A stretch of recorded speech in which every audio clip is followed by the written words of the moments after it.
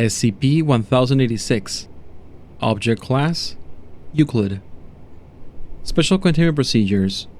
All instances of SCP-1086-1 are to be contained and quarantined until death. While no method of treating or curing SCP-1086 has been determined, it remains possible to prevent its spread so long as infected iterations are contained as quickly as possible. Due to the time-sensitive nature of containment, any mobile task force not engaged in immediate action may be activated for purposes of capture and transfer of SCP-1086-1 instances to the Central Containment Area at Site-38. In the event of a widespread outbreak of SCP-1086, any facility, foundation, or otherwise, with a biohazard containment chamber rated at biosafety level 3 or higher may be commandeered for containment purposes. So long as containment protocols are carried out in full, there should be one instance of SCP-1086-1 at any given time. This iteration is to be kept alive at all costs until identification of the next victim is complete. Use of any and all necessary medical supplies are pre-authorized for this purpose. In the event of a containment breach resulting in more than one instance of SCP-1086-1, it is considered preferable that multiple infected individuals be kept alive for fail-safe purposes, but the prevention of further spread of SCP-1086 is to take priority over this. However, under no circumstances are all iterations of SCP-1086-1 to be terminated. This will lead to further outbreak. Note: some concerns have been raised regarding the extensive commitment of personnel and materiel required for the containment of a single individual. It should be remembered that the priority here is speed.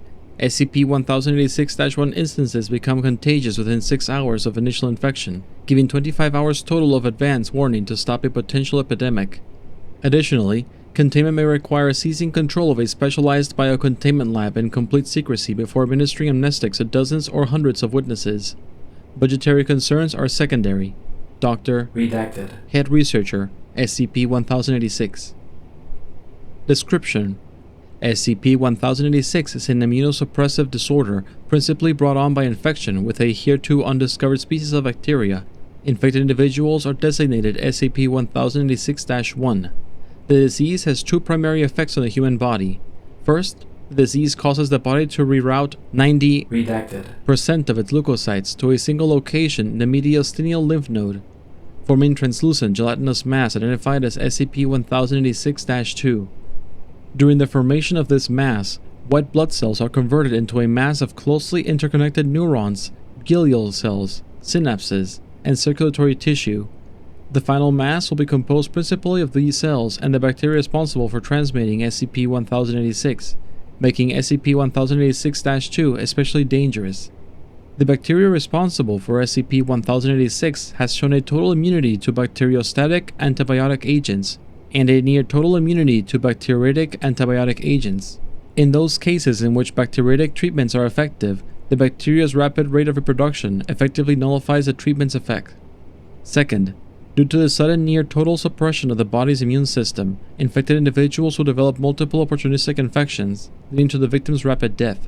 The bacterial species responsible for SCP-1086 is found only in infected humans and in SCP-1086-2.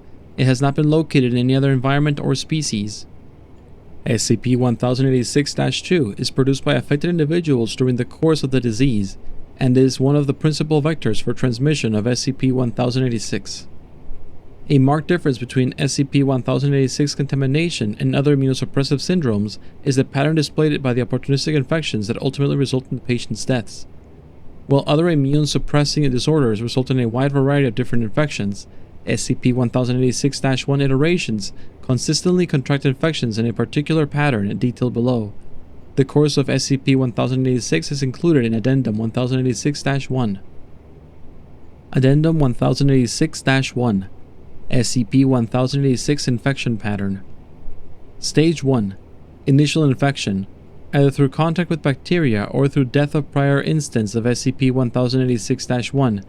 Patient will rapidly lose immune system protection and fall prey to any number of dermatological diseases. The full list is included in Document 1086-32. However, regardless of the exact nature of the infection, all Stage 1 symptoms will be skin-related, and will all result specifically in severe pock marking and blistering in geometric shapes across the patient's body. Without skin grafts, SCP-1086-1 iterations will die before entering Stage 2, as per containment procedures. This is to be avoided at all costs. SCP-1086-2 will begin to form in the upper chest of affected individuals, integrate itself into the nervous system, and begin sending messages to the brain. This process reverts the body's leukocytes to a pluripotent form and reassigns them as neural tissue. This process is very energy taxing and will burn through affected individuals' stored fat deposits quickly. Massive amounts of supplementary nutrition must be supplied to SCP-1086-1 to avoid death in this stage. Infected individuals become contagious 6 hours after initial infection. Stage 2. Beginning of neurological symptoms. 18 hours after initial infection, SCP-1086-1 iterations will become intensely feverish and lose the ability to form coherent sentences during most of their waking hours, speaking mostly in rambling passages with no discernible meaning. The words will be clearly spoken, but the sentences will be incomprehensible in most instances.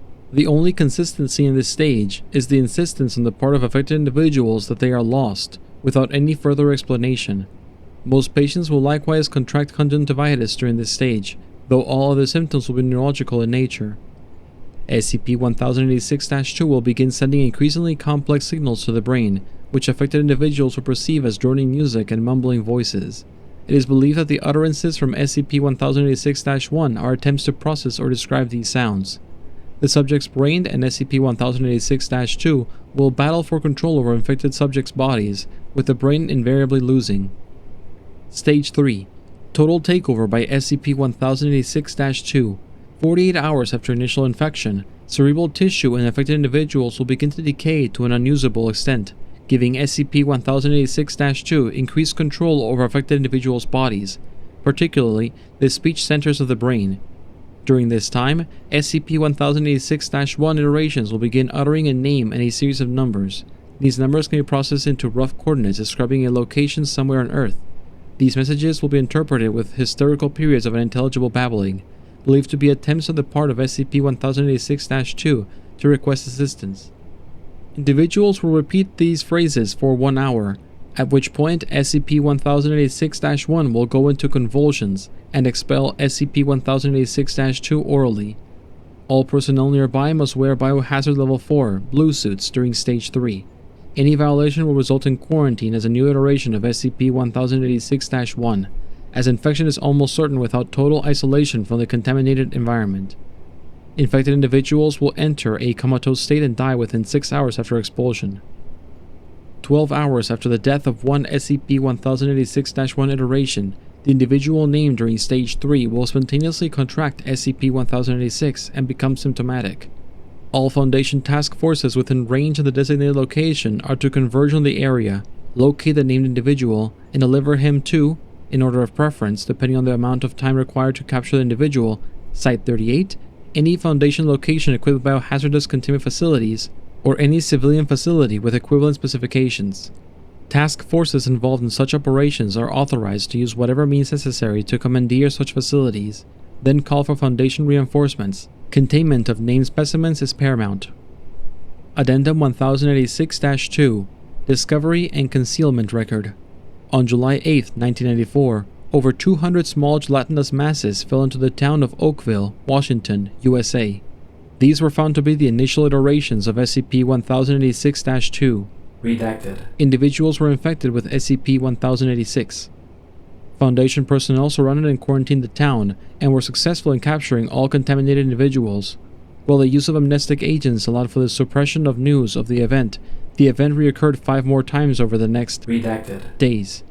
MTF Gamma 5, Red Herring, was unable to completely prevent all news of the phenomenon from escaping, but was successful in creating multiple false leads and misdirecting public understanding of the event.